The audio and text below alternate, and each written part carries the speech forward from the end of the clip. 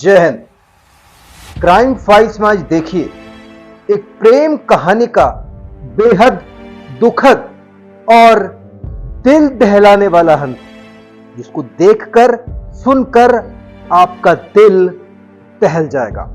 मेरठ के जानी थाना क्षेत्र के पपेला गांव में उस वक्त हड़कंप मच गया जब गांव के ही अंदर एक घर के अंदर एक युवक और एक युवती के गोली लगी हुई बॉडीज बरामद हुई। गांव वालों ने जब गोली लगी हुई बॉडीज देखी तो इसमें देखा कि युवक मर चुका था, लेकिन जो युवती थी, लड़की थी, वो घायल थी। तो उसके घर वालों ने उनको अस्पताल में भर्ती कराया, लेकिन इलाज के दौरान युवती की भी मौत हो गई। यानी युवक पहले मर चुका था गोली लगने से, और वहीं घायल युवती अस्पताल में इलाज के दौरान उसकी भी मौत हो गई। घटना की जानकारी के बाद पुलिस पहुंची।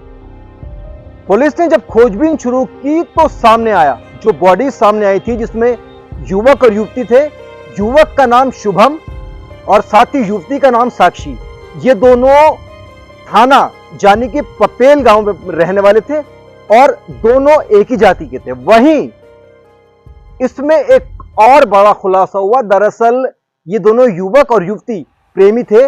दोनों में यानी साक्षी में और शुभम में एक अरसे से प्रेम संबंध चल रहा था। पुलिस ने जब खोजबीन शुरू की तो पहली नजर में मामला ऑनर किलिंग का सामने आया, क्योंकि ये जो बॉडीज मिली थी साक्षी की और शुभम की, ये साक्षी के घर के अंदर जो साक्षी की मां का कमरा था, ये दोनों बॉडीज गोली लगी हुई साक्षी के घर से बरामद हुई थी। वहीं घटनास्थल पे जहां दोनों की बॉडीज पड़ी थी वहां एक तमंचा भी बरामद हुआ। इसके अलावा ऑनर किलिंग वाली बात पुलिस से शुभम के घर वालों ने कही, जिसके बाद पुलिस ने साक्षी के पिता और उसके दोनों भाइयों को हिरासत में लिया पूछताछ के लिए। पुलिस की गहन खोजबीन से खुलासा हुआ, दरअसल यह मामला ऑनर किलिंग का था ही नहीं। असल में इस वारदात, इस घटना की वजह था शुभम और साक्षी का ब्रेकअप।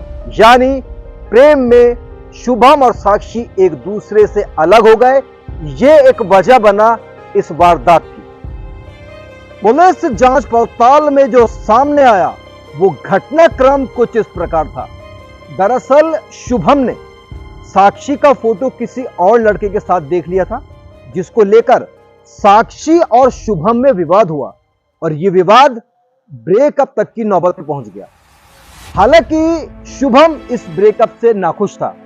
पूछताछ में पता चला कि शुभम ने अपने एक दोस्त समीर से उसी दौरान एक देसी तमंचा भी खरीदा था। हमने आपको बताया था कि घटनास्थल के पास से एक देसी तमंचा भी बरामद हुआ था। अब है इस तमंचे की कहानी।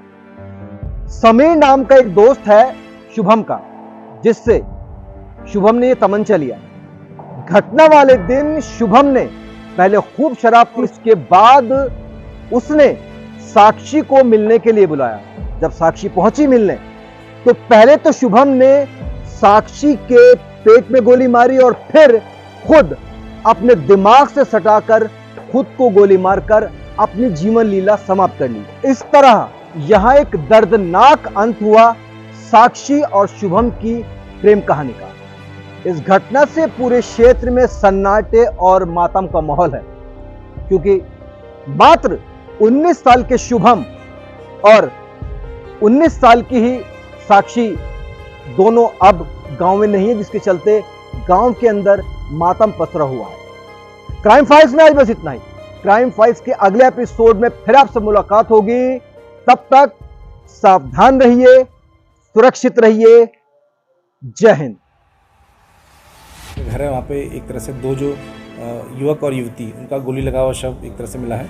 इस पूरे प्रकरण में पुलिस के द्वारा पोस्टमार्टम की कार्रवाई कराई जा रही है। प्राथमिक जो जांच पुलिस के द्वारा की गई है उसमें जो तथ्य हैं उससे प्रतीत होता है कि युवक के द्वारा युवती के घर जाकर पहले तो युवती को गोली मारी गई, उसके बाद स्वयं अपने आप को गोली मार ली गई।